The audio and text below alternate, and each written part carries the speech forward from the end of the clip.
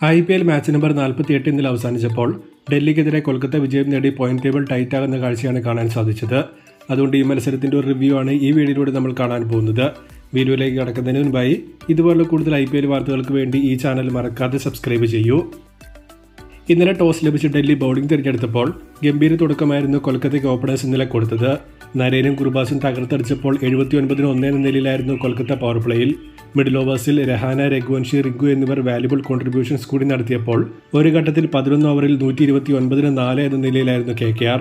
എന്നാൽ പിന്നീട് പതിയെ ഡൽഹി ഗെയിം കുറിച്ച് തിരികെ പിടിച്ച് റൺ സ്കോറിംഗ് കൺട്രോൾ ചെയ്യാൻ തുടങ്ങി. 17 റൺസ് പോയ കുൽദീപിന്റെ 15-ാം ഓവറും 14 റൺസ് പോയ ഷമീറിയുടെ 19-ാം ഓവറും ഒഴികെ ബാക്കി ഓവറുകളിൽ ഡീസന്റായ ബൗളിംഗ് തന്നെ ഡൽഹി നടത്തി ചുരുങ്ങിയത് ഒരു 20 റൺസെങ്കിലും സേവ് ചെയ്തിരുന്നു.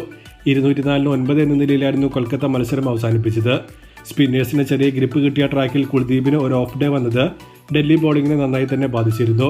ഒപ്പം ഡെത്ത് ഓവറുകളിൽ വൈഡ് യോർക്കറുകൾ എറിയാൻ നോക്കി ഒരുപാട് വൈഡുകൾ ഡൽഹി കൊടുക്കുകയും ചെയ്തിരുന്നു. 11 വൈഡായിരുന്നു ഡൽഹി ബൗളേഴ്സ് ഇന്നലെ എറിഞ്ഞത്.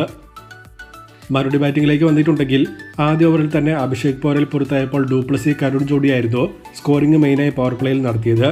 കഴിഞ്ഞ മത്സരത്തിൽ സ്ട്രഗിൾ ചെയ്ത ഡൂപ്ലസി ഇന്നലെ പെട്ടെന്ന് തന്നെ റിതം പിക്ക് ചെയ്തിരുന്നു. എന്നാൽ കരുൺ 5-ാം ഓവറിലും രാഹുൽ 7-ാം ഓവറിലും ഔട്ടായതോടെ 6.3 ഓവറിൽ 60-3 എന്ന നിലയിലേക്ക് ഡൽഹി എത്തിയിരുന്നു. എന്നാൽ പിന്നീട് അക്ഷർ പട്ടേൽ ഡൂപ്ലസി ജോഡി വളരെ കാൽക്കുലേറ്റഡ് ആയി ഡൽഹി ചേസ് മുന്നോട്ട് കൊണ്ടുപോയിരുന്നു. പിന്നീട് വന്ന 7 ഓവറിൽ 76 കൂട്ടിച്ചേർത്ത് ഓൾമോസ്റ്റ് ഗെയിം ഡൽഹിക്ക് അനുകൂലമായി തന്നെ ഇരുവരും മാറ്റി.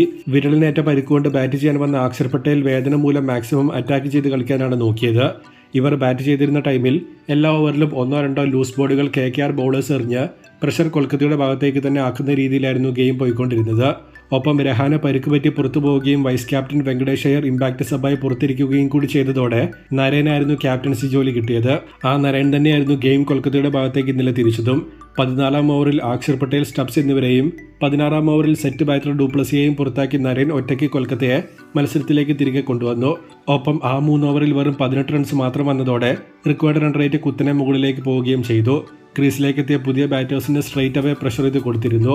18-ാം ഓവറിൽ വരുണിനെ തിരികെ കൊണ്ടുവന്നപ്പോൾ അസതോഷിന്റെ ഇമ്പോർട്ടന്റ് വിക്കറ്റ് കൂടി വന്നതോടെ ഓൾമോസ്റ്റ് കൊൽക്കത്ത ഗെയിം സീൽ ചെയ്തു. ലാസ്റ്റ് വിബരാജ് ഒറ്റയ്ക്ക് പൊരുതി നോക്കിയെങ്കിലും 14 റൺസിന് ഡൽഹി തോൽക്കുകയാണ് ഉണ്ടായത്. ചെറിയ മാർജിനിൽ തോറ്റ ഈ മത്സരത്തിൽ ഡൽഹി വിട്ടുകൊടുത്ത 15 എക്സ്ട്രാസും സെക്കൻഡ് ലാസ്റ്റ് ഓവറിൽ കരുൺ മിസ്ഫീൽഡ് ചെയ്ത് കളഞ്ഞ 4ഉം ഒക്കെ കോസ്റ്റ്ലിയായി മാറിയിട്ടുണ്ട്. KKR വിജയിച്ചതോടെ 9 പോയിന്റിലേക്ക് ഇവർ പോയിരിക്കുമ്പോൾ ഡൽഹി 12 പോയിന്റിൽ തന്നെ സ്റ്റക്കായി നിൽക്കുകയാണ്. അവസാനമായ മത്സരത്തിന്റെ സ്കോർ കാർഡ് നോക്കിയാൽ ടോസ് നഷ്ടപ്പെട്ട് ബാറ്റിംഗിൽ ഇറങ്ങിയ കൊൽക്കത്ത 204 നേടിയപ്പോൾ മറുപടി ബാറ്റിംഗിൽ 190 നേടാൻ മാത്രമേ ഡൽഹിക്ക് സാധിച്ചുള്ളൂ.